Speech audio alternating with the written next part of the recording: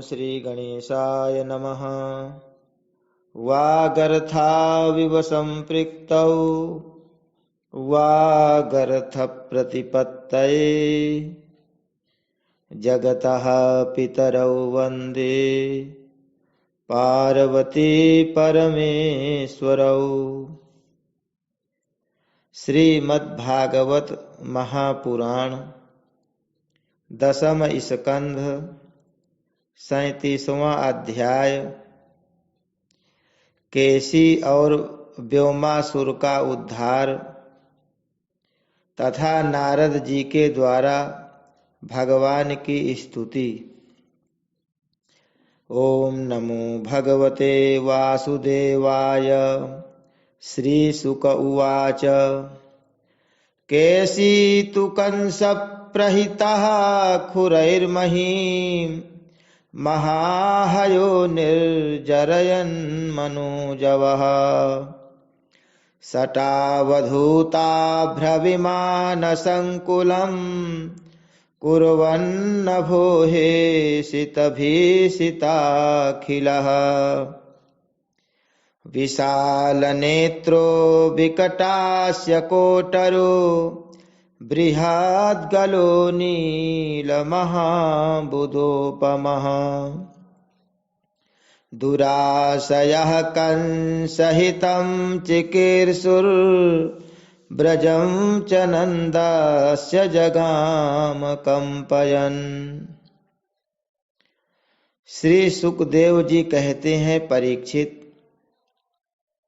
कंस ने जिस केसी नामक दैत्य को भेजा था वह बड़े भारी घोड़े के रूप में मन के समान वेग से दौड़ता हुआ ब्रज में आया। वह अपनी टापों से धरती खोदता आ रहा था।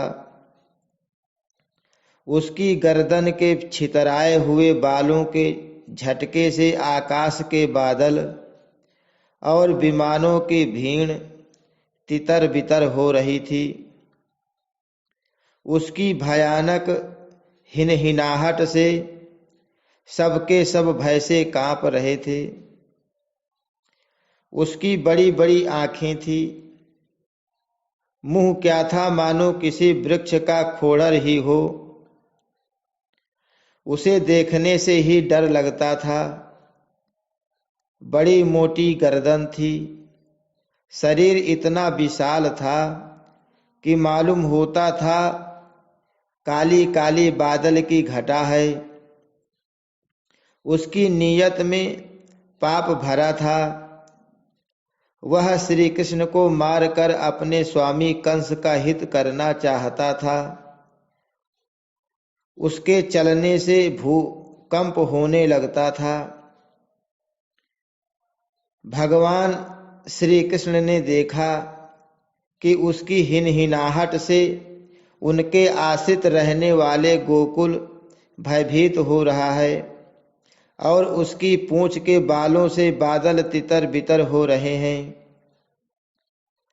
तथा वह लड़ने के लिए उन्हीं को ढूंढ भी रहा है। तब वे बढ़कर उसके सामने आ गए और उन्होंने सिंह के समान गरज कर उसे ललकारा। भगवान को सामने आया देख वह और भी चिढ़ गया तथा उनकी ओर इस प्रकार मुंह फैलाकर दौड़ा मानो आकाश को पी जाएगा। परीक्षित, सचमुच केसी का वेग बड़ा प्रचंड था। उस पर विजय पाना तो कठिन था ही, उसे पकड़ लेना भी आसान नहीं था। उसने भगवान के पास पहुंचकर दुलत्ती झाड़ी, परंतु भगवान ने उससे अपने को बचा लिया। भला वह इंद्रियातीत को कैसे मार पाता। उन्होंने अपने दोनों हाथों से उसके दोनों पिछले पैर पकड़ लिए और जैसे गरुण सांप को पकड़कर झटक देते हैं, उसी प्रकार क्रोध से उसे घुमाकर बड़े अपमान के साथ 400 हाथ की दूरी पर फेंक दिया और स्वयं अकड़ कर खड़े हो गए। थोड़ी ही देर के बाद केसी फिर सचेत हो गया और उठ खड़ा हुआ। इसके बाद वह क्रोध से तिलमिलाकर और मुंह फाड़कर बड़े वेग से भगवान की ओर झपटा। उसको दौड़ते देख भगवान मुस्कराने लगे। उन्होंने अपना बायां हाथ उसके मुंह में इस प्रकार डाल दिया जैसे सर्प बिना किसी आशंका के अपने बिल में घुस जाता है। परीक्षित, भगवान का अत्यंत कोमल कर कमल भी उस समय ऐसा हो गया मानो तपाया हुआ लोहा हो। उसका स्पर्श होते ही केसी के दांत टूट टूट कर गिर गए और जैसे जलोदर रोग उपेक्षा कर देने पर बहुत बढ़ जाता है, वैसे ही श्री कृष्ण का भुजदंड उसके मुंह में बढ़ने लगा। अचिंत्य शक्ति भगवान श्री कृष्ण का हाथ उसके मुंह में इतना बढ़ गया कि उसकी सांस के भी आने जाने का मार्ग नहीं रहा। अब तो दम घुटने के कारण वह पैर पीटने लगा। उसका शरीर पसीने से लथपथ हो गया। आंखों की पुतली उलट गई। वह मल त्याग करने लगा। थोड़ी ही देर में उसका शरीर निश्चेष्ट होकर पृथ्वी पर गिर पड़ा तथा उसके प्राण पखेरु उड़ गए। उसका निष्प्राण शरीर फूला हुआ होने के कारण गिरते ही पकी ककड़ी की तरह फट गया। महाबाहु भगवान श्री कृष्ण ने उसके शरीर से अपनी भुजा खींच ली। उन्हें इससे कुछ भी आश्चर्य या गर्व नहीं हुआ। बिना प्रयत्न के ही शत्रु का नाश हो गया। देवताओं को अवश्य ही इससे बड़ा आश्चर्य हुआ। वे प्रसन्न होकर भगवान के ऊपर पुष्प बरसाने और उनकी स्तुति करने लगे। परीक्षित, देवर्षि नारद जी भगवान के परम प्रेमी और समस्त जीवों के सच्चे हितैषी हैं। कंस के यहाँ से लौटकर वे अनायास ही अद्भुत कर्म करने वाले भगवान श्री कृष्ण के पास आए और एकांत में उनसे कहने लगे, सच्चिदानंद स्वरूप श्री कृष्ण, आपका स्वरूप मन और वाणी का विषय नहीं है। आप योगेश्वर हैं। सारे जगत का नियंत्रण आप ही करते हैं। आप सबके हृदय में निवास करते हैं और सबके सब आपके हृदय में निवास करते हैं। आप भक्तों के एकमात्र वांछनीय यदुवंश शिरोमणि और हमारे स्वामी हैं। जैसे एक ही अग्नि सभी लकड़ियों में व्याप्त रहती है, वैसे एक ही आप समस्त प्राणियों के आत्मा हैं। आत्मा के रूप में होने पर भी आप अपने को छिपाए रखते हैं, क्योंकि आप पंचकोश रूप गुफाओं के भीतर रहते हैं। फिर भी पुरुषोत्तम के रूप में, सबके नियंता के रूप में और सबके साक्षी के रूप में आपका अनुभव होता ही है। प्रभु, आप सबके अधिष्ठान और स्वयं अधिष्ठान रहित हैं। आपने सृष्टि के प्रारंभ में अपनी माया से ही गुणों की सृष्टि की और उन गुणों को ही स्वीकार करके आप जगत की उत्पत्ति, स्थिति और प्रलय करते रहते हैं।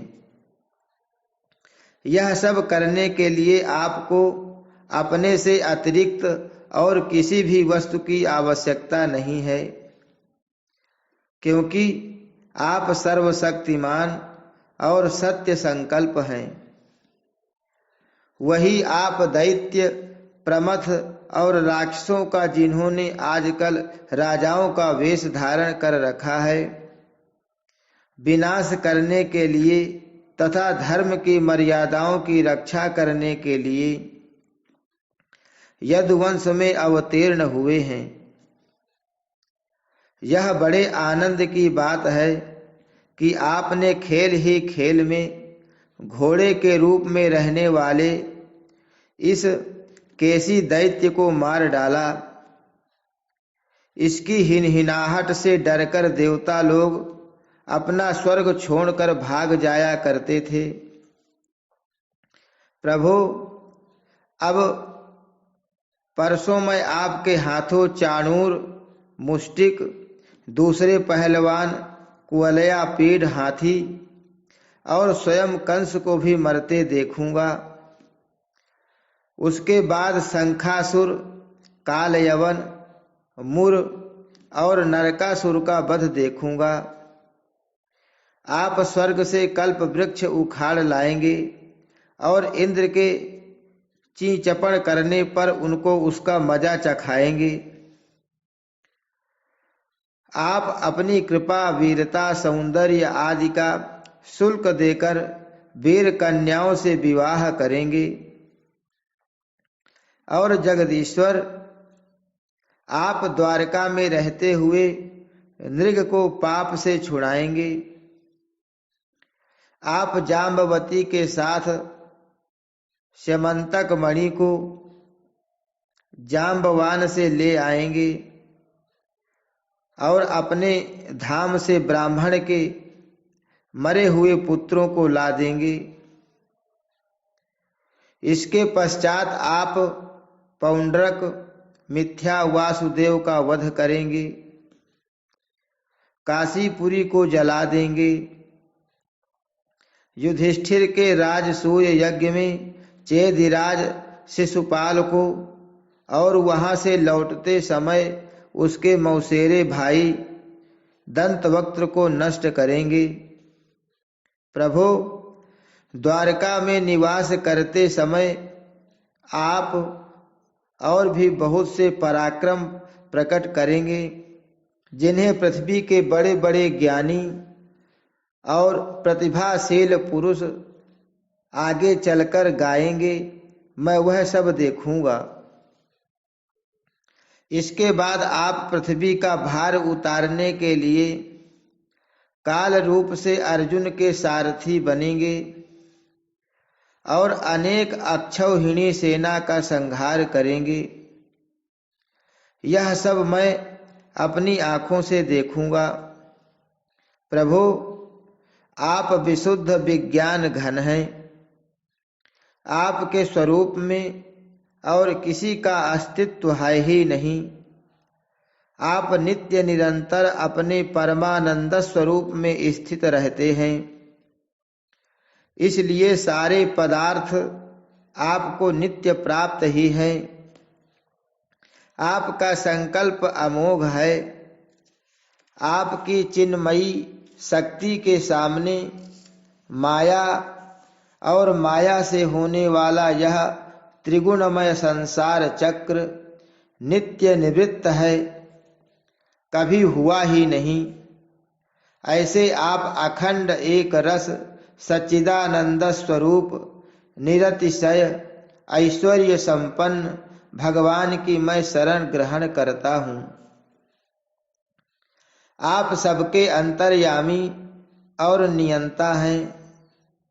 अपने आप में स्थित परम स्वतंत्र हैं। जगत और उसके अशेष विशेषों, भाव अभाव रूप सारे भेद विभेदों की कल्पना केवल आपकी माया से ही हुई है। इस समय आपने अपनी लीला प्रकट करने के लिए मनुष्य का सा श्री विग्रह प्रकट किया है और आप यदु, वृष्णि तथा सात्वत वंशियों के शिरोमणि बने हैं। प्रभु, मैं आपको नमस्कार करता हूँ।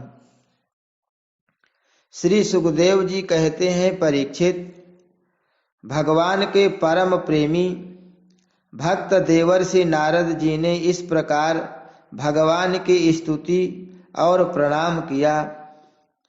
भगवान के दर्शनों के आह्लाद से नारद जी का रोम रोम खिल उठा। तदनंतर उनकी आज्ञा प्राप्त करके वे चले गए। इधर भगवान श्री कृष्ण केसी को लड़ाई में मारकर फिर अपने प्रेमी एवं प्रसन्न चित्त ग्वाल बालों के साथ पूर्ववत पशुपालन के काम में लग गए तथा ब्रजवासियों को परमानंद वितरण करने लगे। एक समय वे सब ग्वाल बाल पहाड़ की चोटियों पर गाय आदि पशुओं को चरा रहे थे तथा कुछ चोर और कुछ रक्षक बनकर छिपने छिपाने का लुका लुकी का खेल खेल रहे थे। राजन, उन लोगों में से कुछ तो चोर और कुछ रक्षक तथा कुछ भेड़ बन गए थे। इस प्रकार वे निर्भय होकर खेल में रम गए थे। उसी समय ग्वाल का वेश धारण करके व्योमासुर वहां आया। वह मायावियों के आचार्य मयासुर का पुत्र था और स्वयं भी बड़ा मायावी था। वह खेल में बहुधा चोर ही बनता और भेड़ बने हुए बहुत से बालकों को चुराकर छिपा आता। वह महान असुर बार बार उन्हें ले जाकर एक पहाड़ की गुफा में डाल देता और उसका दरवाजा एक बड़ी चट्टान से ढक देता। इस प्रकार ग्वाल बालों में केवल 4-5 बालक ही बचे रहे। भक्त वत्सल भगवान उसकी यह करतूत जान गए। जिस समय वह ग्वाल बालों को लिए जा रहा था, उसी समय उन्होंने जैसे सिंह भेड़िए को दबोच ले, उसी प्रकार उसे धर दबाया। व्योमासुर बड़ा बली था। उसने पहाड़ के समान अपना असली रूप प्रकट कर दिया और चाहा कि अपने को छुड़ा लूं, परंतु भगवान ने उसको इस प्रकार अपने शिकंजे में फंसा लिया कि वह अपने को छुड़ा नहीं सका। तब भगवान श्री कृष्ण ने अपने दोनों हाथों से जकड़कर उसे भूमि पर गिरा दिया और पशु की भांति गला घोंटकर मार डाला। देवता लोग विमानों पर चढ़कर उनकी यह लीला देख रहे थे। अब भगवान श्री कृष्ण ने गुफा के द्वार पर लगे हुए चट्टानों के पिहान तोड़ डाले और ग्वाल बालों को उस संकटपूर्ण स्थान से निकाल लिया। बड़े बड़े देवता और ग्वाल बाल उनकी स्तुति करने लगे और भगवान श्री कृष्ण ब्रज में चले गए। हरि शरणम। श्री कृष्णार्पणमस्तु।